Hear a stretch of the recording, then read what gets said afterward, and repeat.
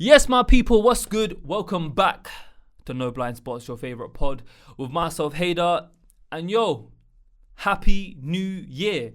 2024 is officially here. As always, I'm in the studio with a special guest. But before I introduce the gentleman I'm with today, I want to say, yo, 2023, I hope it was good for you, man. I hope 2023 gave you everything you wanted and everything you deserved. I hope it gave you health, success, happiness, and all that good stuff. But most of all, I hope it gave you clarification and self-awareness. For me, self-awareness is something that I've been banging on about for years. And if I'm being real with you lot, and I like to be as open with my audience as I possibly can every time I record, 2023 for me was a very character building year. A lot of great stuff happened in my life. A lot of not so great stuff happened in my life. Definitely a year that I will never forget. My character and just me as an individual definitely got tested in many different ways. A lot of patience had to be grown. And just a lot of adversity from different angles. But as they say, man, alhamdulillah for everything. But on the flip side, I pray that 2024 for all of you is a blessed one. And yeah, man, cliche as it may sound, I pray that this new year brings you all that you deserve. Try to change up some habits, whether that's from a health point of view, whether you feel a bit lost in your life or career, studies, etc. Sometimes just put pen to paper, break out the norm, plan ahead, and just get into hustle mode. But anyways, enough of the waffle. I am in the studio with a special guest. Now, before I introduce him, bro, the reason why I wanted to, and I was telling you off camera as well, the reason why I really wanted to start the year off with this type of theme is because I feel, and I'm sure you will agree, I think it's safe to say that 2023 and recent years, of course, has been a very challenging year from a financial point of view to make ends meet for a lot of people. You know, the whole cost of living crisis, or as Gen Z would say, "Cozzy lives." I think that's what they say. Obviously, I'm an old man. I'm 28 very soon, so you get me. I'm 28 soon, and you're older than me, so that means I didn't want to reveal my age. But. Come on, control Z. No, I didn't say your age. I said you're older than me, so obviously, let me control Z on the old man comment. One day older. You know, them ones there. I felt it was important that we have this conversation because I feel like, you know, New Year, you have that essence of New Year, New Me. Yeah. As much as people find it cringe, and I'm not gonna lie, I do to an extent, but I thought the New Year is a great opportunity for people to really just kind of refresh, bro. A little F5, they call it on a keyboard. You press F5 for a refresh. Let this F5 be for your life. You know, as cliche as it may sound, bro, sometimes all it takes is just a few decisions to really change the foreseeable future of your life. And because it's the new year, I wanted to help my audience in a different way, to have you on. And I've got a man like Jay, aka I'm Broke Baby, in the studio. It's only me, so it's a single man clap today, bro. Thanks for having me. No, of Happy course, New Year's. bro. Happy New Year, bro. Thank you for coming, bro. I know you've come from quite far, so I appreciate you taking your time to be here, bro. And I'm really excited about today's conversation. Chat to me, bro. 2023 from a more of a business point of view, and like, you know, as I said, cost of living and all that stuff. How was it for you, bro? Like, round up 2023 for me in a couple of minutes, in your opinion, bro. Personally, obviously, as well as a content creator, so I make personal finance content, entrepreneurship, side hustles, saving money, anything like that. I make that sort of content. So it's been a difficult year in that sense because things have kind of snowballed a bit. So like, you go from the beginning of the year, people's bills are way different to now. So adapting my content to try and help people has been challenging, but it's appreciated. So I'm always willing to help. Also, from a business point of view for myself, it's been a good year for me. It's been a good year, so I can only be thankful for that. But in all, I think for everyone, it's been a challenging year. Yeah, definitely been a challenging year. And it's, you know, in a way, I think naturally sometimes as youngsters, as humans living in a fast place like London, or I should say Greater London, because I always get attacked from being where I'm from. I think sometimes we don't realize how lucky we are in the sense of like, you know, as much as we may be going through difficulties and hardship, but especially if you look at, you know, not to make this about politics or anything, like to dive into anything, you know, aside from this topic of today, but we've seen in recent times of what's happening in the news, to like people, to kids, to young children, young men, young women, like, you know what I'm trying to say, like people are going through absolutely like a war-torn situation. So I guess an element of gratitude is always important as well. But it's safe to say, bro, that it's been very challenging for many different people. So hopefully, who knows, man, by the end of this conversation today, at least one person will benefit from some of the advice that will come from today's episode, man. Yeah, I'd say the aim of today is to try and get people like in the right spirit for New Year's. For sure. And start that year off right. Start with a bang, really, yeah. Then once they start just writing some notes here. Well, cool, bro. Let's get into it. Actually, before we get into it, bro, I know you mentioned you do personal finance, etc. But obviously, I've been seeing your content for a little while now. Okay. So, and a lot of I've been following your page for a minute on TikTok, and a lot of your tips have actually helped. Like, it's always good to see different perspectives of someone that may know a specific topic better than you or in more depth. And that's what life's about, right? Yeah. About being open-minded, about learning. But, bro, for the people that may not know you or may have just seen you on their Instagram or their TikTok or YouTube or whatever it may be, in a couple minutes, bro, just explain a bit about yourself, a bit about your background, just so there's a bit of that kind of credibility there, so people actually know who's talking to them, before we really get into the conversation. Yeah, so a quick rundown of myself. From East London, born and raised. Did an apprenticeship, which is something I'm passionate about. So when I left school, I did an apprenticeship. I did a mechanical and electrical engineering apprenticeship. I worked for Virgin Trains for 7 years. And during that time, like, it was a very good wage for that age as well. I was only in my teens and early 20s. So it taught me a lot about money from young. So like a different perspective of money. So I was getting a decent amount of money early, so I needed to learn what to put it in. So a lot of my experience has come from self-taught stuff. So when I was getting the money in, I was trying to find out, cool, do I start a business? Do I invest in gold? Do I invest in bonds? Do I invest in index funds? So that's how I started off my journey into, say, personal finance. Then when I left my job, I had a business that I took full time, and then trying to make, if you're an entrepreneur, you would know, trying to make like a tight budget stretch as a business is hard. So you try and find like all the little tips and tricks that helps your budget stretch. So that's when I learned about credit. That's when I learned about points. So just learning as I went along with business helped me a lot with personal finance and to grow my business. Okay.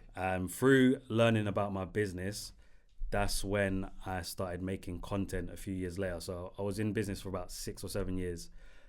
Went on TikTok to just promote my business at the start, really. So I had like online resale shop. Okay. And I was just trying to promote it on TikTok when TikTok just came out. So while promoting it, people were noticing, like, I had like a stock room, like a big room full of trainers, and they're saying, like, how did you build it up to that point? How did you register your company? How did you register with the shipping suppliers? So I started telling people how to do things regarding starting up like a startup company. And then through that's when I started telling people about, I built my credit up. That's how I was able to get business loans. And just really from my personal experiences, how I started making content. Okay, so essentially, you had your own startup business. Yeah. You used TikTok to basically promote it, but it turned out eventually you helping others with their queries about starting a business. People were more interested in how I built my business than the actual. They were still buying from me. Like, that's what that matters then. No, well, I found a passion for helping people while I was doing it. So I don't actually have that business anymore. You read my mind. I was going to say, do you still have that business? I don't have that business anymore. Okay. So I literally transitioned from promoting my business till just literally trying to help people on TikTok and social media. That's amazing, bro. And then real quick, like social media wise, is YouTube TikTok's your main thing, right? Or TikTok and Instagram pretty similar. Cool. I try to use YouTube here and there, but it's not my main thing. No. And then you do the sturdy. So my latest business, which I started in March 2022, it's a business called Sturdy of Productions. So if you know about the dance Sturdy, it's like a drill based dance.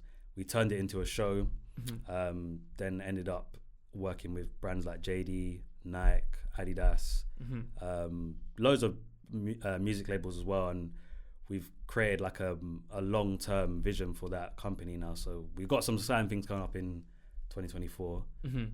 But that's my latest business. That's really good to see, bro, because when I saw it recently myself, I was like, wow, this guy's definitely been busy, you know what I'm saying? Yes. So it's good. I think it's good motivation for people watching right now as well to see that, like, just because you may have had momentum in other areas of your life, you didn't slow down. You looked for more ways to like get busy. You know what I'm trying to say? Yeah, to get sturdy. To get sturdy. To get sturdy. Yeah, you gotta be open-minded. So whenever I don't like to set long-term plans. So I feel that's like interesting. You would say that, bro. I didn't expect you to say that. Me personally, I don't like setting long-term plans because I feel like it leaves you a bit closed-minded for new opportunities. Okay. So okay. As someone who creates personal finance content, I have no business really having a drill platform. Like, it doesn't match. I get what you mean. It doesn't match up. It doesn't fit the theme. It doesn't fit the theme. Yeah. But if I wasn't open-minded, I would have never have happened. So I like to keep open-minded, and I don't like to make. Obviously, as a business, you need to have a business plan. But I mean, personally, I don't have a long-term plan. Yeah. Okay. Fair enough. That's interesting, bro. Because most of today's conversation is going to be about like investments and long-term and this, that, and the third. Money is different. Like, okay. Long-term plan with money is different to like long-term personal plans. Yeah. Cool. Well, I'm glad you said that, so no one gets afraid or anything. I'm not saying telling everyone to blow their money tomorrow. No, of course. Well, look, bro. Obviously, before we started today, I've actually made a list. Very rarely, hardly ever since I've been doing content, have I come with like notes or like something. But I felt like this kind of conversation, because the thing with personal finance and just finance in general, it's such a sensitive subject, and it's so individual, as cliche as it may sound, where I feel like depending on who you are, your background, where you live in the UK, even if you don't live in the UK, you know, what your educational background is, that can affect maybe the type of salary you may have, what kind of person you are, what kind of line of work you prefer, because everyone is you know, cliche, everyone's individual, and everyone has individual problems and individual scenarios about their finance. So I kind of made a list, and I put up Instagram questions as well that we can go through later. So the list I've got in front of me is quite a long one, but I think a great starting point would be this, bro. Obviously, I think the thing that lets a lot of people down, in just in my opinion, and correct me if I'm wrong, is savings. So I done a bit of research before today's episode, and I found out that, so this is from money.co.uk. So this is the UK savings statistics of 2023, right? 34% of adults either have no savings or they have less than £1,000 in a savings account, and 61% of UK adults save money either every or most months. Almost 2/3, which is 65% of people, believe they wouldn't be able to last 3 months without borrowing money, and saving accounts are the most popular saving method amongst UK adults, with over 50, okay, let me ignore that one. 23% of savers don't check the interest rates before opening an account, and last but not least, men have more savings on average than women across every age group. So I found these stats very interesting, but I think a great starting point of today's podcast episode would be what would be your best tips and advice for people who are struggling with savings? So let's just say, for example, let me set a scenario for you. Let's say, for instance, there's a 25-year-old recent graduate watching this video who still may be living at home with their parents, and they've just started to earn their first 1,400 quid a month, 1,600 quid a month. So their overheads are very low. How would you advise them, or I should say, what advice would you give them when it comes to savings and to really get, fast track with that? Yeah, so if it was me personally in that situation, I think it's always good to have a goal. So what are you saving for? So people hear savings, you should have X amount by this age, you should have X amount by that age. But why should you? Like, what is your goal? Not everyone wants to buy a house. Not everyone wants to, like, a flash car. So, like, I think you need to set your why. Mm-hmm. So why do you want to save? And that's going to be your motivation to save.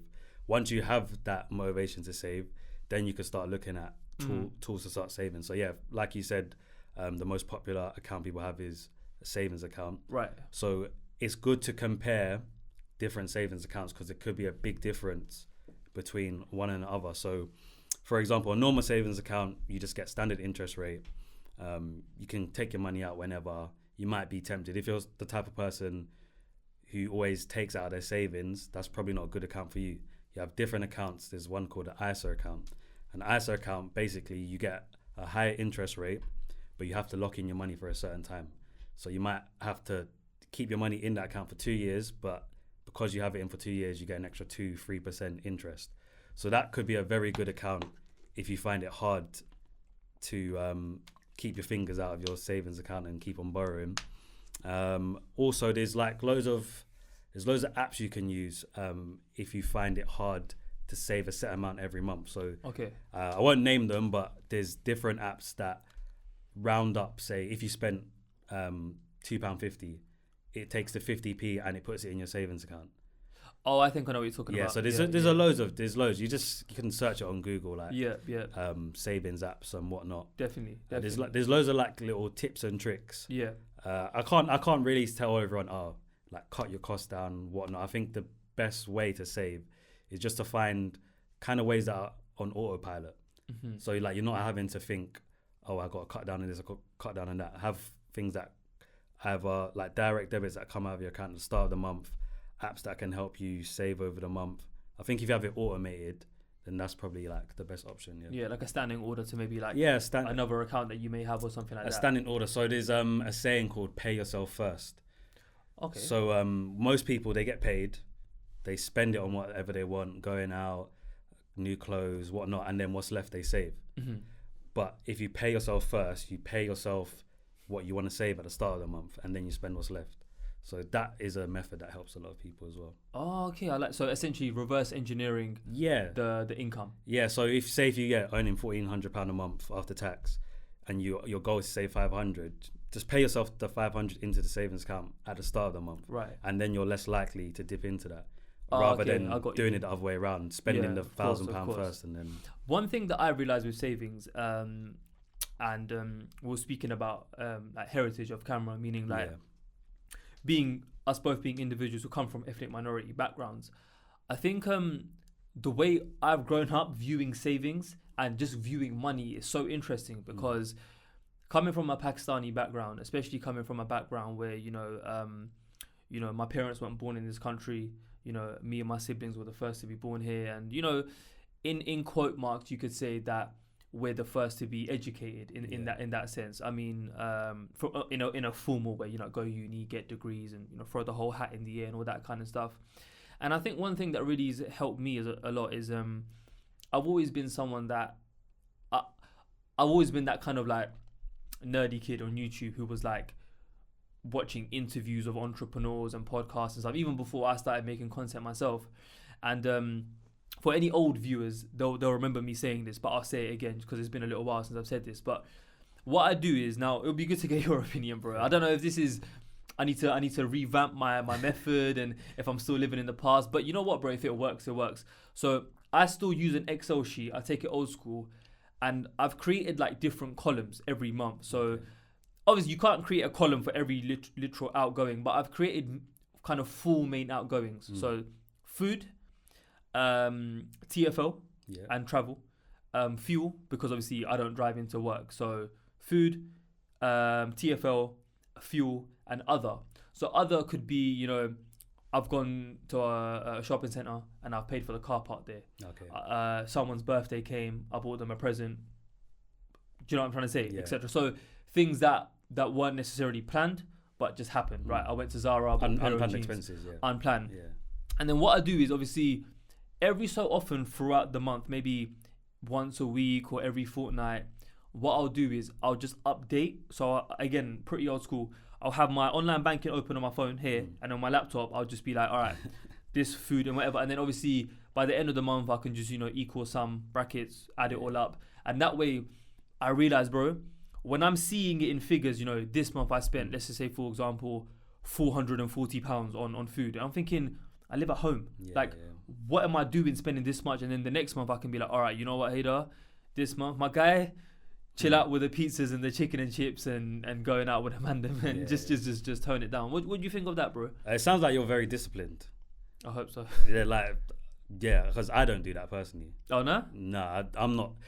I've always been good with money, so I trust myself I don't need to keep track of it as much. Okay. But if you have that sort of discipline, then go for it. That's a really good way. If you're like me and you can trust yourself a little bit, I use if you have any of the main bank accounts now, like Monzo, Starling, whatever, they all track it for you basically. So at the end of the month, it actually will give you a spending report. Right. So it'll tell you spent this amount on entertainment, this amount on travel this amount on. So yeah, reviewing it every month is a really good way. Yeah, for sure. Yeah. And it goes back to what you said about having a why. Like, yeah, it's all well and good saving money. Okay, great, fantastic, good job. But what is it you're saving for? Do you know what I'm trying to say? And I think like whether that means, you know, I mean, I would say, if I'm being real with you, bro, what like I okay, so let me give you context. So I did so I went to uni from 2014 to 2018, and then during that, from the academic year of 16-17, I did a placement year. So that was the first ever time I was making a full-time income, and at that time I think I was earning about, I want to say about 12 or 1300 quid a month. I was living in student accommodation where I went to uni, and I managed to save, I want to say in that 1 year, approximately maybe like 4 or 5k. Okay, and that's not too bad considering I was like what, 20 years old. As a student, that's good. Yeah. You know what I'm trying to say, and you know, bearing in mind I was, you know, like I said, student accommodation, and those are the days where you don't really care about what you're eating, what you're, you know what I'm trying to say, you're just sort of like, whether that's pasta or noodles or, do you know what I mean? You're just getting by A to B, student life. Everyone who's a student knows exactly what I'm talking about right now. But then, if I'm being real with you, bro, going back to what I said about being being from an ethnic minority background, I don't know, bro. Like, give me your opinion. Like, why is it that you feel that people who do come from that, you know, foreign heritage, let's call it, who aren't originally from here, why are we so programmed to always, like, you know, save for a rainy day and all that kind of stuff? Like, where do you think that stems from? Yeah, I think it's definitely upbringing. I think, obviously, I'm from a slightly different background. My family's Caribbean and Irish, but yeah, like even say in the Caribbean community, it's very frowned upon to have credit. So I think saving for a rainy day kind of is partly because of that.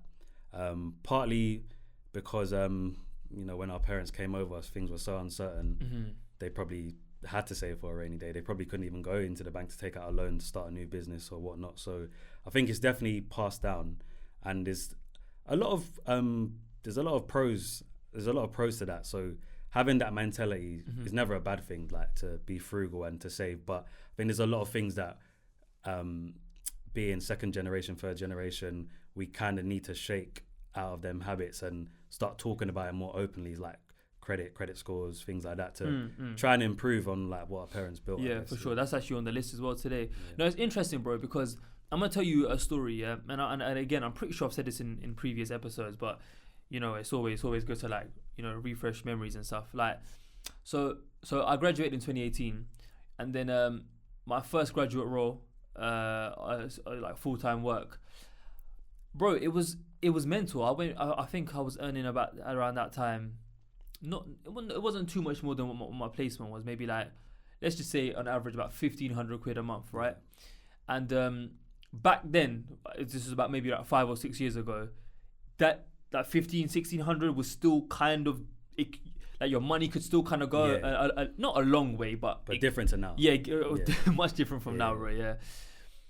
The 1,600 now is like the old 1,200. You know, the 1,600. What 1,600 is now was like, you know, it was almost like the new 1,200. You know what I'm saying?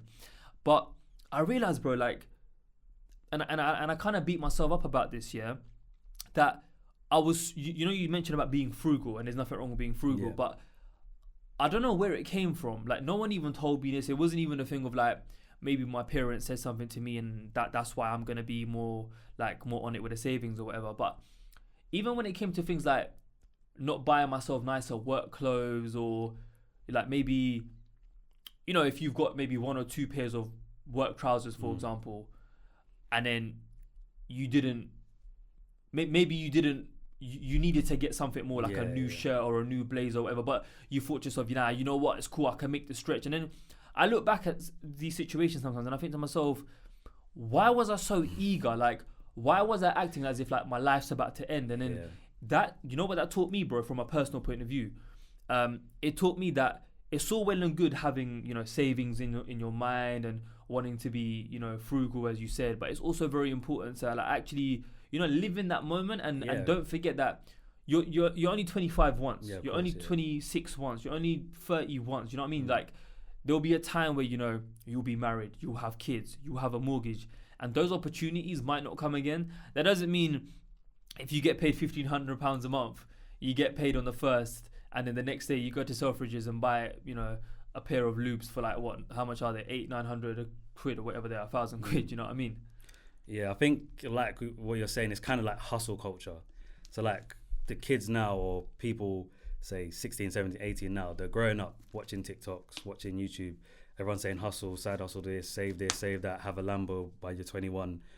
But you need to enjoy your life at that age. Like I'm quite lucky. Like I was earning a good amount of money, so I went on so many holidays when I was younger. Oh, sick. And I don't look back on any of them and regret them. So like people have like DM'd me before saying, I'm 18, I've saved 5k, I'm going to uni in a year. What do I do? I said, go on holiday. Like you're only 18 months. Yeah, like yeah. what's the rush? Yeah, like, you're never gonna have this that opportunity. time, Yeah, man. to be young and wild, and you know, when I say wild, I don't mean do anything you may regret, guys. Life experience will help you later on as well. For sure. Like going to different countries when I was younger have helped me today. It's helped me like relate with different people and move forward with business. I love that. Where's like the favorite, like one favorite country you've been to? You've probably been to many, but like, what's that one country? One that stands out. I went to Colombia. Oh, swear? Yeah, I went to Colombia. That was What was like so special about it, bro? just a different world. Like it's just different culture. Different culture, like so when I was there, it was just when hyperinflation happened in Venezuela. Okay. So a lot of Venezuelan people were migrating to Colombia, and their money was worthless. So like if you know what hyperinflation is like basically the currency becomes so unstable, you can go to the shop and buy a loaf of bread one day, then the next day that money can't even get you the paper bag. Oh, is it? Yeah. Okay. So while that currency was collapsing, all them Venezuelan people coming to Colombia, and they was making like bags and stuff out of the money to sell because the money was worthless. Like they'd make like a shopping bag out of the money, and it might be say 10 million of their currency, and they're selling it for like £1 just to get some money back. Like that opened my eyes. Like this is a whole different world. That must have been a crazy culture shock. Yeah, it just like we were talking about earlier, like it just makes you realize if you have problems here, there's always someone somewhere else who's got it worse than you. There's always someone that's got it worse. But at the same time, what I will say is this before we move on to a few other topics we got as well. What I will say is this: I do feel that as much as it's important to appreciate where you are and have gratitude, I also feel that there's like a fine line between being appreciative and having gratitude compared to like constantly like I don't know how to say this nicely. Belittling people's experience, I guess. No, not belittling people's experience, but more in the sense of, okay, cool.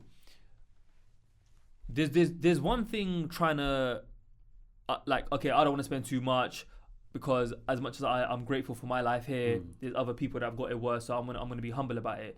But then I think there's the flip side to it where people do too much. Yeah. In the sense of like, they completely try to avoid X, Y, and Z, where they go overboard with the savings. They go overboard with the being humble. They go overboard with like, oh, I don't want to spend this much. I don't want to go out, declining motives to go to birthdays or whatever it may be. And it's okay to understand that, like, just an opinion, of course, but God's put you here for a reason. Yeah. And unfortunately, everyone's cards are dealt differently. So as much as it's good to give charity and stuff, but I feel like there is that fine line between, you do also have to live your life. Do you know what I'm trying to say? Yeah, like God wouldn't put you here to be miserable.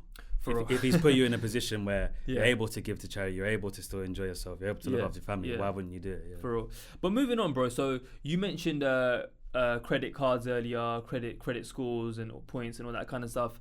Now, bro, look, like yourself probably, I grew up, and many people watching right now probably grew up thinking that avoid credit cards. Don't go near credit cards. If you have a credit card, it means you're broke. If you have a credit card and you use it, it means you're not good with money. Yeah. But we all know in this day and age, and I'm guilty because I really need to look into getting a credit card, so maybe you can help me off camera on where to go. But chat to me, bro. The beauty of credit cards, like, are the myths. We need to debunk the myths today. Yeah, I think gradually, like, people are understanding more. But yeah, like you said, growing up definitely was a negative thing, like having a credit card. So, but yeah, the biggest myth is people only get credit cards if they don't have the money to buy something. But there's so many different credit cards out there with so many different purposes.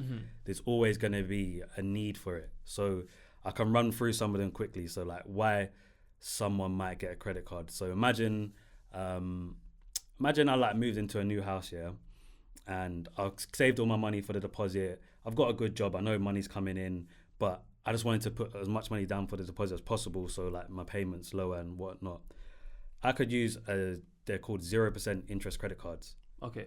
I could use that to buy all my furniture for the house, and you get 24 months interest free or 18 months interest free, and then you spread that cost over the 18 months and you don't pay any interest. So it's a good way of managing your finances, like, which people don't realize, that having a credit card actually helps with cash flow, business, and then obviously when you pay off your credit card regularly, that's when your credit score goes up and you're able to borrow more money. So that might be one reason why someone gets a credit card, to manage cash flow. Doesn't mean you don't have the money. It means you're able to save in other places. By putting more money down from your deposit, you've actually saved more money because you use that credit card. Got you. So essentially you're saying that not everything needs to be spent in cash, and you don't need to pay 100%. So credit is a currency. Like, not everything has to be in cash. So me now, I use my credit card all the time. Like, I wouldn't advise this to people now if you're not built up your credit. But I use my credit card for holidays, and people will automatically think, well, why are you buying holidays you can't afford? I've got so many credit cards, and my credit, because I've been building my credit for ages, I've got basically unlimited credit. So I'll put a holiday on my credit card, and then it might say it costs £500. Okay. I might just pay £50 a month, and I don't pay any interest on it. Okay. And then if you think about it in the grand scheme of things, it's not £50 a month coming out your account. You don't really feel it. You don't feel it. It's helping me build my credit score anyway. I'm probably getting points for using the credit card. Like, there's so many benefits that add up once you get to a point where you know about credit. So first one I mentioned, 0% interest. The next one I mentioned is points. So a lot of people might have seen, say, Amex credit cards. Right. So if you spend anything on that card, you get points back, which you can use for traveling, you can use for vouchers, you can use for flight upgrades. So just by using the credit card to pay for something you'd pay for every day, you can use it for petrol, use it for your food shopping, pay it off before the interest gets charged.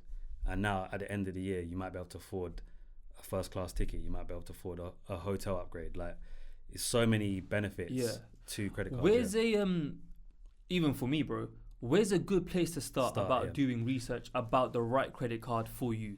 Cool. So, well, I think we're going to talk about it after, but you need to know your credit score first.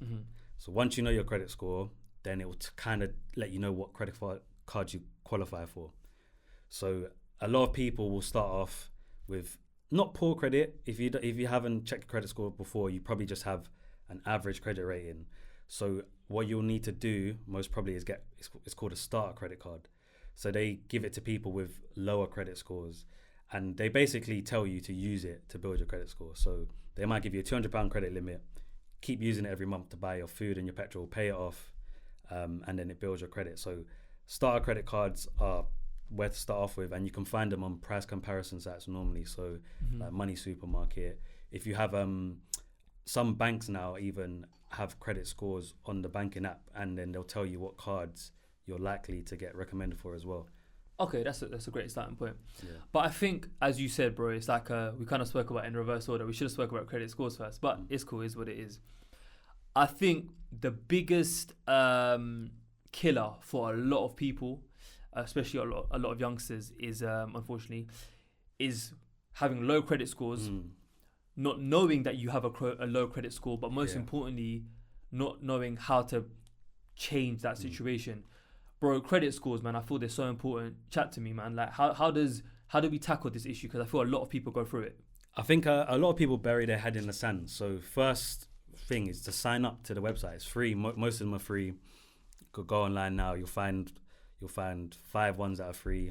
Some banks offer free credit reports as well. So sign up to a credit reporting website is the first step. Then if you see it's low, most times it's not low because you've done something wrong. It's because they don't have anything to go by.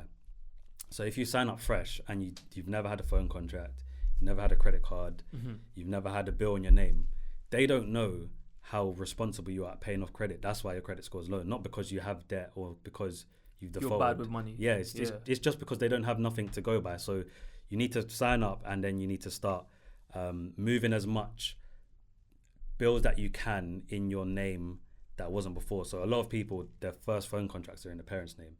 As soon as you're paying, like most people, they'll put the money, you're 16, 17, transfer your mum the money, she pays the phone contract. Once you hit 16, 17, 18, ask your mum, can I put it in my name now? And that's going to help you with your credit score. Just having something like that is an easy one at the start. Next, register on the electoral roll.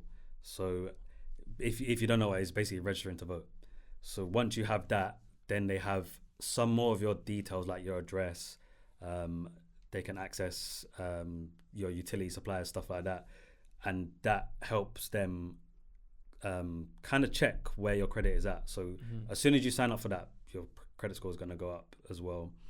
There's loads of little things you can do. If you don't want a credit card, like a lot of people, it takes them a while to get used to credit cards. So they might just want a debit card first. You can actually link that on some of the websites like Experian.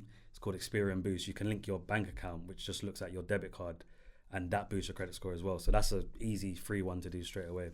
Okay, I love that. The reason why I really wanted to speak about credit scores is because I feel that, like you said, bro, I think you hit the nail on the head about a lot of people do, bury their head in the sands. Bury their head in the sand, sorry. Sorry, there's something I wanted to add on to that. Sure, go for it. But with burying your head in the sand, a lot of younger people come up to me or message me about they've done something to do with fraud in the past, and now they've got a marker on their account, and that obviously affects their credit score. So there's things, don't bury your head in the sand about that. There's things you can do. If your account has got, people call it blacklisted, if you've been involved in fraud, if you can't open up bank accounts, there's still ways to appeal it. So it's called, I think it's CIFAS marker. You can, if you sign up to one of the credit reporting agencies, Experian, one of these ones, you can actually check if you've got that marker on your account, then you can appeal it. So say, for example, you're 16, an older person has told you to move money here, take money out here, and now you're blocked from having a bank account.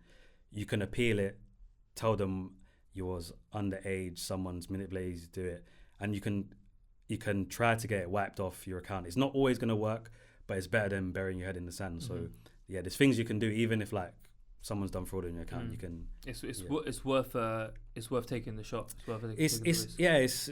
You've got nothing to lose. It's going to take 5-6 years to come off your credit file anyway. So you might as well try and get out of the way early. Yeah. And bro, what are like maybe 3 easy things that someone could do? I'm talking immediately to start helping them get into a better mind frame when it comes to being educated on personal finance as a whole. For me, it's just a lot of education. So it's easier now to consume content. So TikTok, obviously not everything on TikTok is correct. Not everything on YouTube is correct. But if you find people who you trust to follow, just following them, you don't even have to watch the video every day. Like just seeing one bit of new information every week is going to help you with your personal finance. And talking to people about it, I think a lot of people maybe it's like UK culture, it's kind of taboo to talk about money. Yeah, it's people don't like to say how much they earn. People don't like to say how much they spend. People don't like to say how much they have in the savings. So maybe having more open conversations with your immediate friends about, okay, yeah, I managed to save this. Oh yeah, can you show me how you done this? I've got a side hustle. It makes this amount. Oh, can you show me that? I think just having more open conversations can be very helpful. Yeah. And no, the reason why I wanted to say that was because I feel like so many people, with us living in that content era, there's just like a bucket load of information that gets thrown on us whenever we open our phone. It can be overwhelming. And yeah, not only can it be overwhelming, but you have to know what to trust and what not to trust. Yeah. And you got to take these things with like a pinch of salt. Now, bro, this one, I feel like a lot of people will be eager to know more information about. Now, I done my research and I found out that you bought your first property at 21. Yeah, 21. Right. Now, I think even someone like myself, I'm not that far off 30 now. I've been working for a fair few years. So I've experienced life to an extent. Yeah. Even for me, someone that lives in Greater London, bro, it's practically looking impossible in the near future to get onto the property ladder. in context of like buying the type of house, you know, similar house that I live in or whatever it may be, like a 3-bed or whatever, 4-bed, whatever it may be. How does someone who is just still starting up in their career, they're earning decent money, but, you know, not earning crazy money, like, what's the best way to get onto the property ladder and the easiest way, in your opinion? Yeah, I like how you said, like, the house that you want. So, yeah, a lot of people, they kind of look at the end goal house. So, and like you said, it's a ladder. So, I think you kind of, sometimes you need to lower your expectations a little bit and be more open-minded. So, before you can, like, even think about getting the money for the mortgage together, like I said, like, having a why. So, when I was starting to save, I looked at an area. First, I wanted to buy a house in my mum's area, and it got gentrified. And within 3 years, it was like out of my reach. So I began to research places where it was easy commute into central London, but were not as pricey. So I looked along the Elizabeth line. So there's still places out there, even on the Elizabeth line now, that are not as expensive, and you can get to central London in 25 minutes, 30 minutes. HS2 as well. Like, a lot of people are looking to buy along HS2, the high-speed line straight into London. So you kind of not lower your expectations, but broaden your expectations. So maybe if you're from London, it looks kind of impossible to get a 2-3 bedroom house. So maybe look just outside, work out how much your commute is going to be into London. But savings wise, like, to get onto the property ladder, for me, like I said, I had a good job. So I set myself a goal. I knew I could put away X amount of money every month. And I was quite rigid to that goal. And sometimes if I miss that goal, it's easy to break the habit. So, like, if you miss it one time, you might think, there's no point in doing it next month. As soon as you miss 1 month, like, don't be discouraged. Try and go again the next month. You're going to get there way faster than if you just give up. So you got to be determined. You got to kind of broaden your horizons, be creative, look at areas that you weren't necessarily looking at before. And once you're on the ladder, that's when, like, you see the benefits. So the area I bought in, which was almost 8 years ago now, obviously it was along the Elizabeth line. The Elizabeth line now is fully connected into London. That house has gone up so much. Now I'm able to, if I sold it, I would be able to go on to the next rung of the ladder. I'd buy a 3-4 bedroom house. So and is that property you still own, or have you sold it now? I still own that property. Okay, that's good. And since then, obviously you don't want to talk about it, that's completely fine. Since then, have you, like, expanded your portfolio and bought other properties, etc.? I was looking to, but I haven't actually. Okay, fair enough. I've just got that one. No, I mean, just purely out of curiosity. One thing about me, bro, and my close friends will know me for doing this, is I'm very big when it comes to looking at topics and tackling them from an average point of view. So when I say average, I'm talking like the average Joe. How much does he or she earn? Where do they live? Their lifestyle. I feel the problem with us being in that kind of London areas is we forget that the UK is bigger than just London. So I did some research and I found that so I typed in average house price on UK, and it's come up from the Office for National Statistics that the average UK price was £290,000 in July of this year. But then on the flip side, I searched what is the kind of like median annual earnings for full-time employees. So for the UK, the average salary is £34,963. And in London, the average salary is, if I round it down, £44,000. So, bro, it just, even if you look at the averages, it's still not possible if the average guy is trying to buy the average house, he still can't. But I think I don't like when people say the average salary and the average house, because the average house is a 3-bedroom house. Okay. So you need to do household salary for that. Me personally, that's what I would say. So like, that's so you double it really. So you'd say 90,000.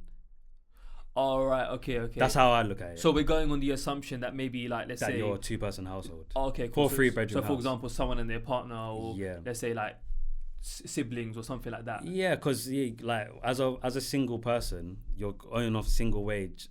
And you're looking at 3-bedroom houses, right? Like the average house wouldn't be a 1-bedroom flat; it's a 3-bedroom house. So okay, so I think you've got to take this with a pinch of salt. Yeah, I mean, obviously, you'd like to think that I don't know, like some people have traditional values, like they want to be the breadwinner. You'd like to think that one wage should be able to support your whole family. Yeah.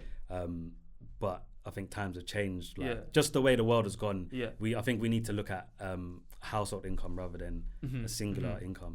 That's actually interesting, bro. So now this is going off topic, but as we're on the, a lot of people like controversy when they watch podcasts, so why not? What's your opinion on that, man? Like, obviously with gender roles and gender dynamics, I should say, how do you see it in this economy when it comes to things like, let's say, two people are living together in a relationship, excuse me, when it comes to bills, rent, etc. Let's say they're trying to get a mortgage. What's the best way to tackle that type of issue? I'd say my views are quite bland. So personally, if it's my partner, I would go 50-50 if they're working. But on the flip side, I would pay 100% of the bills if they was doing something vocational that they didn't get paid for. So say, for example, my wife wanted to help children in Palestine or whatever, then I would obviously free Palestine. I'd obviously pay 100% of the bills then. But I wouldn't pay 100% of the bills if she wants to go Selfridges and. Okay, you can have like I'm not saying my wife can have a job. Like if I wouldn't mind settling with a person who had a job that didn't pay them. Who had a job that didn't pay them? Yeah, because like you could charity, like you could be a charity, you could work for a charity. Oh, okay. And then I would pay the 100% of the bills. I got you. So basically what you're saying is like it depends on your circumstance and what each person's trying to do. Yeah, I mean my personal circumstance, I think I'll always be able to support another person. Me personally, but morally I don't want to support another person who's just there for a free ride. Oh, if you are supporting them, there's got to be a good reason behind it. Yeah, so if my wife had lost her job, I'd support her. If she wanted to do something where she didn't get paid, she wanted to volunteer somewhere, I'd support her. Yeah. But I wouldn't support her if she just wanted to sit at home and go Selfridges. Got you. Yeah. Big up Selfridges if you lot are watching. I've been plugging them. Yeah, hashtag ad. You get me, bro. The list is long, but obviously we're not going to be able to cover everything, and I'm wary of time as well. Yeah. But now I'm going to offend a lot of people, but I hope one of them isn't you. But if it is, I'm sorry in advance, bro. But I've got very solid opinions on this and very strong opinions. The NFT and the crypto dons during COVID. Now, before I ask the question and I let you land, as Lippy says, Mandem was screaming about crypto, bro. You get me? Dogecoin, this coin, this, that, the third, can't even pronounce the coin. Madness. I'm going to be raw, bro, and I don't mean to disrespect anyone that I know personally. Most people I should say, that I knew that was in this hype of crypto, of NFTs, especially during the peak of like COVID and stuff, I'll be so raw with you, bro. Most of them, if not all of them, lost their peas. Yeah. Now look, bro, as I explained to you, I'm the nerdy guy with the Excel sheet and I take pride in that. But one thing I always said to myself was, if I don't understand something and something doesn't make sense to me, the whole world can be doing it, but I'm not going to buy into it. And unfortunately, it seems, obviously, what I'm not going to do is kick people when they're down, because that's not a nice thing to do. But I just feel like the whole crypto hype that was happening a couple years ago, it just put so many people in a headlock. Bro, you being someone that makes personal finance content, what's your whole opinion? Have you ever invested into it? Did you lose money? Did you make money? Like, am I being harsh? Like, chat to me, bro. Like, what's your take on the whole crypto situation and NFTs and stuff? So just in general, obviously not financial advice, but just investing, you have to know your appetite of risk. So me personally, I'm a gambler. Like, I swear. Yeah, like not like I'm going to the bookies, but I'll take as much risk as possible. Cause like my saying is, I'm broke, baby. I don't mind being broke. So like I'll take all the risks. I was into crypto heavy, so I didn't mind taking the risk. Okay, so you put a lot of P's in. I put a fair amount. Fair amount. Yeah. Now, obviously, I'm not going to ask you numbers and figures because that's personal, and I wouldn't want to intrude. Did it work out well for you? Did you take L's? How did it go? I could have done better. Okay. I did make money at the time. Right now, I'd say I'm probably down for it right now. Not by a large amount. Okay. Not that I'm pulling my hair out, but I understand why people are grilling all the crypto people right now, because so me obviously at the time of crypto, I was still doing personal finance content. So I used to get offered a lot of money to promote crypto coins, which I never did. I never taken a single payment to promote NFT Crypto, anything like that. So a lot of people were actually just making money to refer people. Right. So like some of the people screaming, buy this, buy that, they was making money off telling you to buy it. So basically they were promoters behind the scenes. Yeah, I mean, everyone's... The public didn't know. Yeah, so... Yeah, a lot of the public won't know. So like me as a content creator, I used to make content about crypto, but I wasn't telling people buy this, buy that. Yeah. I was like, when it comes to side hustles and stuff, like a lot of my videos are on side hustles. When I'm into something, I'm proper into it. Like I'd be on Discord for like 8 hours a day about crypto, like researching it. I swear. Paid groups. So I was heavy into it. So obviously I was making content while I was into it, not promoting nothing, but just saying about new things and this and that. Right. So while I'm making the content, I'm having people email me, offering me X amount to promote this coin, X amount to promote that coin. So a lot of it was, influencers being unethical. Yeah. There was a lot of unethical influencers. So a lot of people did get stung. It's making a comeback now. I think there's going to be a bull run soon. So I think that wave's going to come about. You're going to see a lot of people being paid to promote it again. So I'd say be wary about where you're getting information from. And the reason why mainly I wanted to bring this up, apart from kind of laughing, no, I'm joking. I'm not going to be a dick about it. Like for example, bro, like when I look at the whole concept of NFTs, right? Again, I don't want to get too technical because there are probably people watching this right now who I don't want to like overwhelm someone who's watching this or listening to this who doesn't know about the NFT crypto stuff too much. But for the purpose of us being here, like I've always been a fan of like I said, like if I don't understand something and I've asked multiple people and it's still not making sense to me, and I think in a way I'm a bit more traditional in the sense of like save your money and then once you've accumulated X amount of pounds, then do something with that actual liquid cash. Now, I'm not saying that's definitely not financial advice from me, and you may disagree and say, hey, there's probably other better ways for you to make money on investments and do things that way. But the thing that let me down the most, or not even let me down, that's exaggeration, but the thing that made me so wary about this whole crypto NFT stuff was the fact that like mandem who had never done anything entrepreneurial before was suddenly becoming crypto experts, using the rocket emoji and saying things like, to the moon and Telegram groups. Suddenly everyone's going Dubai and everyone's got MT4 on their phone and all that. And again, no disrespect, and I swear down, bro, this ain't no shade towards anyone, but I just think like, why were you not running with a hype? Because unfortunately, it just seems as if like the gun sort of blew up in your hands. Do you know what I mean? Yeah, I think like I said before, while that hype was there was so much money being thrown around. It was like too tempting for people not to get involved. And on the flip side though, like losing money is a lesson for a lot of people. And I think a lot of people, that was like their first L. So that was like during lockdown time. So there have been a lot of people 18, 19, that's their first investment. At 18, 19, I invested in gold. Yeah. And you can't really, you're never going to lose the amount that people lost in crypto in gold. So I think it was a good lesson for a lot of people. For sure. I think a lot of people will benefit from that indirectly, but they don't know it. Yeah. What I would say before we move on to other topics and stuff is that if something does, this is an opinion, if something does sound too good to be true, like, do your due diligence, do you know what I mean? Like, do your Googles, do your research, really understand what you're doing, because just because your loved one, whether that's your brethren, whether that's your childhood friend, it could even be like a cousin or a sibling, or heck, it could even be your partner for all we know, right? It doesn't mean that someone's got a bad intention, but I feel like people really need to understand that, like, it's your hard-earned money. Yeah. You put in hours behind making this money, so be very careful where you're putting it. Do you know what I mean? Yeah. But I don't want to make this too much about telling people off. Because like, bro, I'm not gonna act like I'm perfect. Like I've lost money. And you gotta make your own mistakes. Yeah, of course, bro. Like as you said, it's also about how you learn from these mistakes as well. Now, bro, there was this funny and it pops up every so often. This funny conversation about dinner with Jay-Z or taking 500k in cash. Now I've got a feeling I think I know what you might say. Or you being, you know, Mr. I'm broke, baby. Chat to me, bro. Like, what would you choose and why? I'm taking a dinner with Jay-Z.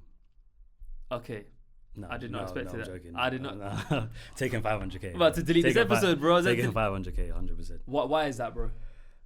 Like, my answer is Jay-Z does not give a F about you. Like, Jay doesn't. He's the most nonchalant person. He won't even acknowledge you at the table. I think he's the worst person to ask that question about. If he said like a dinner with Elon Musk, then maybe.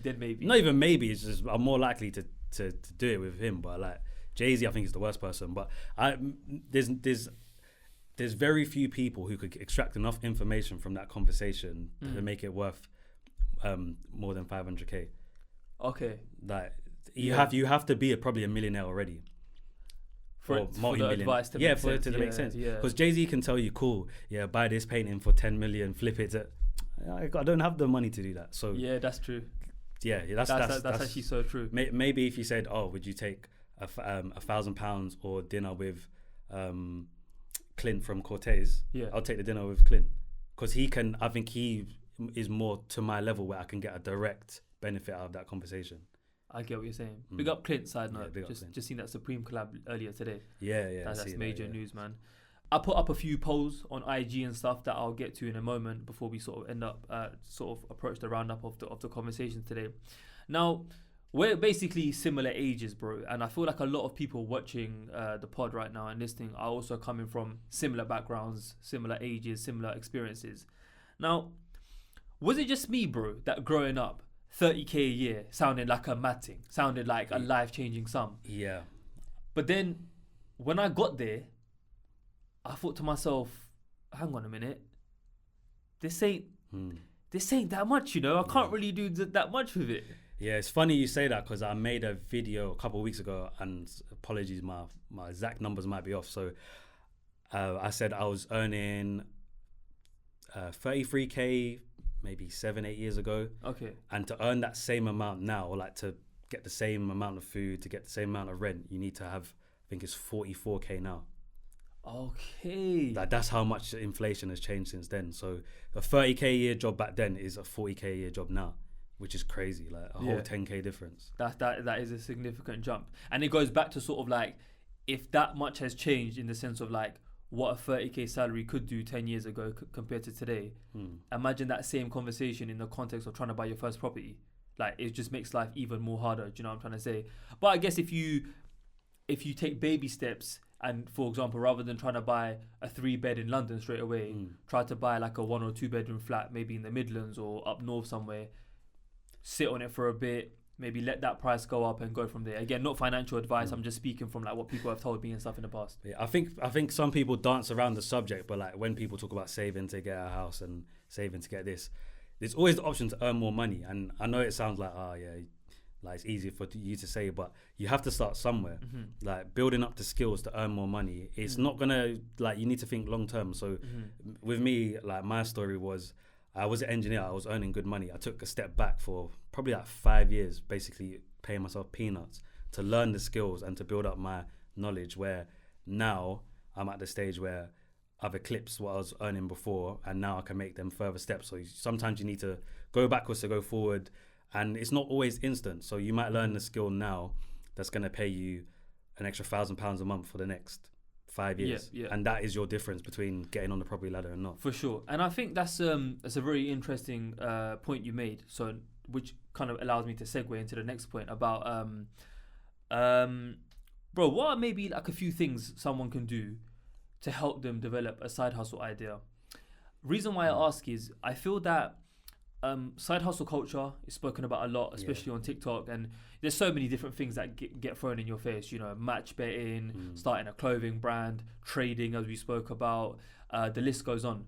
What's the best starting point for someone? What's a few easy tips, maybe like 2 or 3 tips you could give someone who wants to develop a side hustle alongside their full-time job?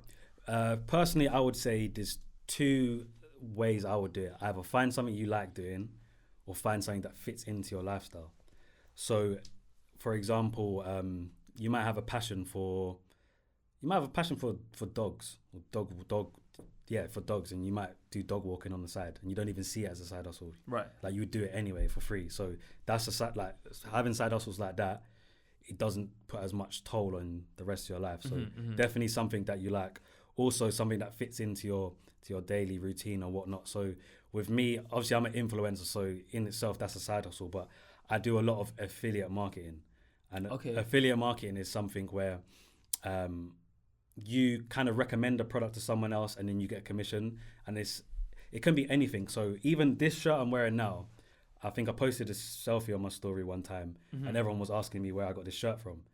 Then I actually had an affiliate link for that website where I got the shirt from, and then I earned X amount of money just from people asking me where I got the shirt from. So that's something that fits into my lifestyle. If you can find something that fits into your lifestyle as well, then that's a good way to start. Yeah, definitely. For sure. I love that advice, bro, because I think the hardest thing with for youngsters right now would be every time they open TikTok, all they see is, designer jackets, rappers with the drip, Selfridges, Harrods, like you said earlier, having a Lambo by 21.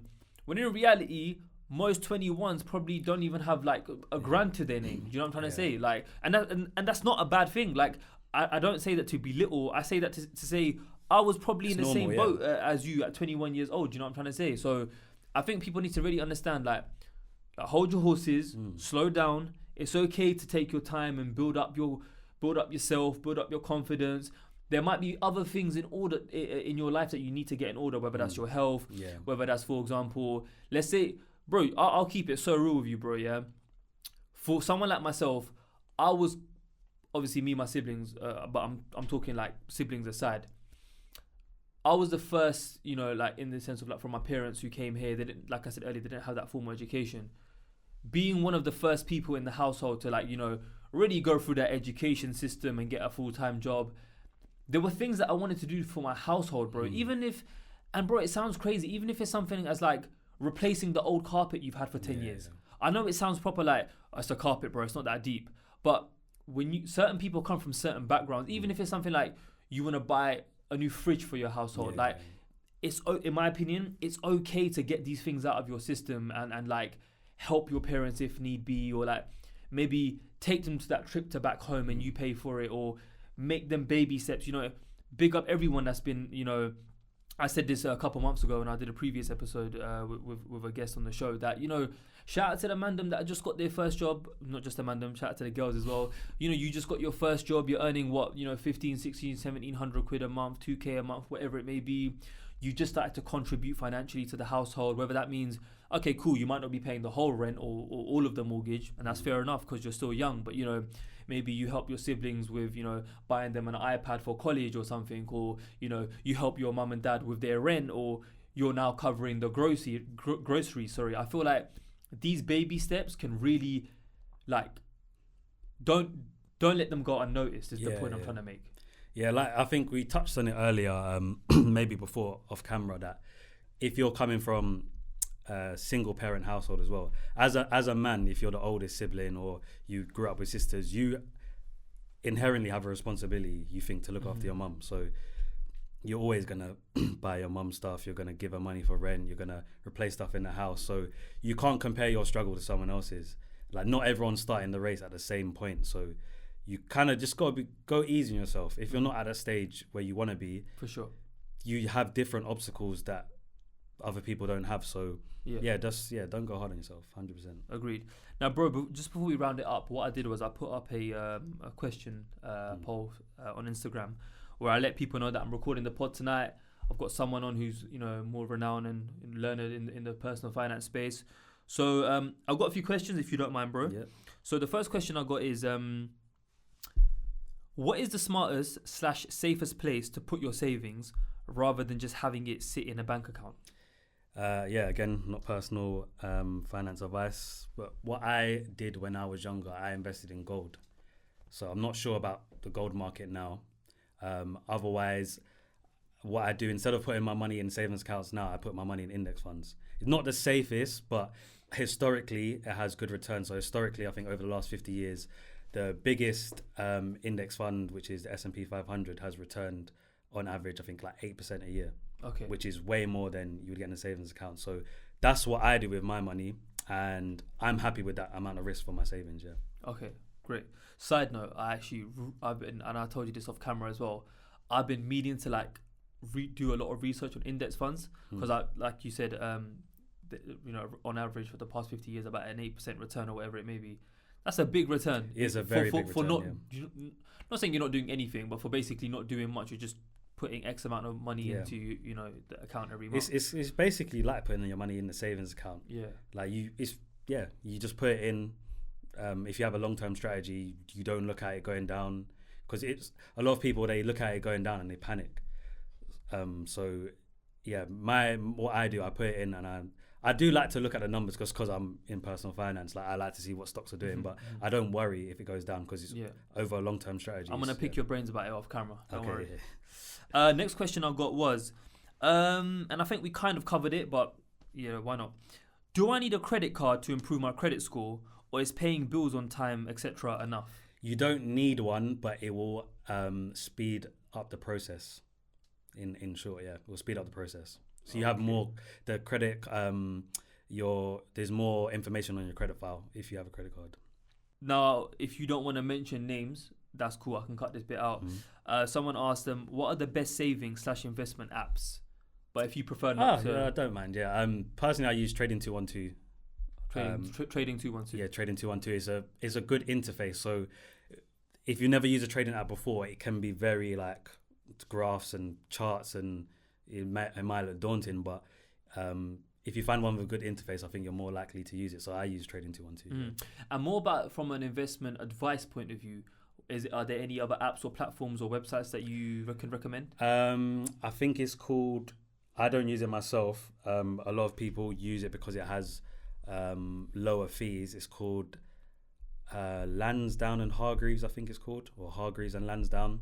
I think that's one of the main ones people use. So they give investment advice. Oh, for advice. For advice. Oh, sorry. I thought you meant a platform. For advice. Which is good. I've worked with them before. It's like a consumer rights platform. And money saving expert. His name is Martin Lewis, and he has a show on BBC. Of course, he's got the website. So they're two good pages to look at. Yeah, money saving expert. I was actually on it earlier today as I was prepping for today's episode. Used it in the past as well. A lot of great information. Yeah, he's like the OG when it comes to that. Yeah. On a side note, it was a bad day when a couple months ago, was it earlier this year or maybe last year, if I'm not mistaken, where he goes, "There's nothing more I can. There's no more personal finance advice I can give. The economy is just so like in the gutter now that it's not even about what to do with your money. It's just there's just no way around it. People aren't earning enough now." Yeah, that's how I feel. That's why I like to make stuff on side hustles and entrepreneurship, because when it comes to certain aspects of finance, it's out of your control. It's in the bank's hand, the government's hand, but when it comes to making extra money, it's always in your control. So. Just a couple more before we round up, bro.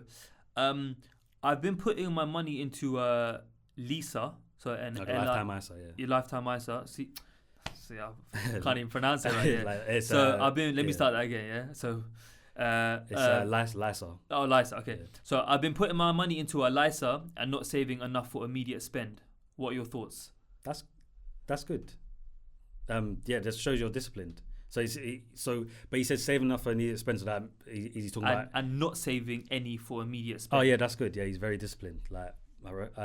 Because the lifetime ISA, the government adds to what you put in, so it's a good way of saving for a house. Yeah. Oh, okay. So basically, they give you a bonus to buy your first house. Okay, cool. Yeah. Oh, you mentioned this earlier, I think, about the different types of savings accounts. Yeah, so this is an ISA, but it's a special one just for the UK, like a lifetime ISA. It's a government scheme. I've heard of it. I just need to do more research into it. And last but not least, bro, in regards to the questions, now I don't even know what this means, but maybe you can answer.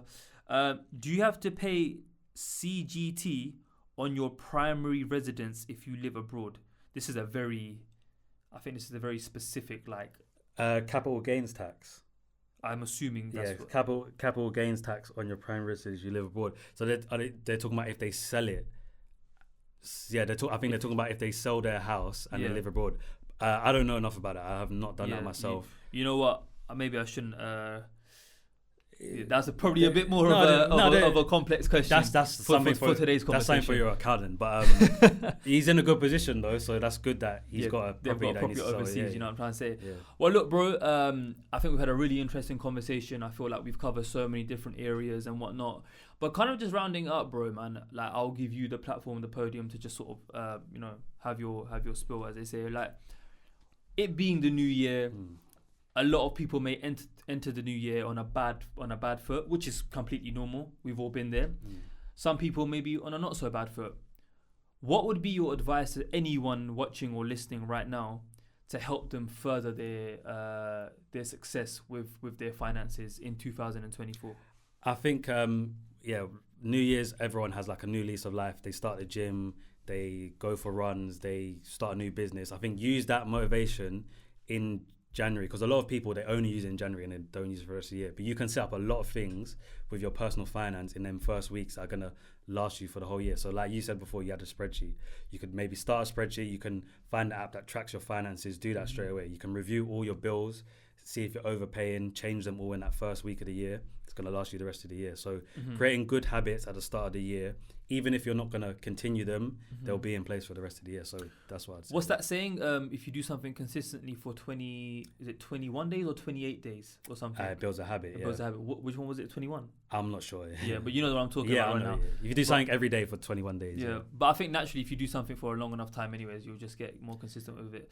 Bro, thank you so much for coming through, man. It was I know we went from here, there, and everywhere, and there was a lot of pockets of conversations. It was probably, I'll be real with you, bro, we could probably speak for another hour, because I think with finance and personal finance, it's a never-ending topic. Yes, for real.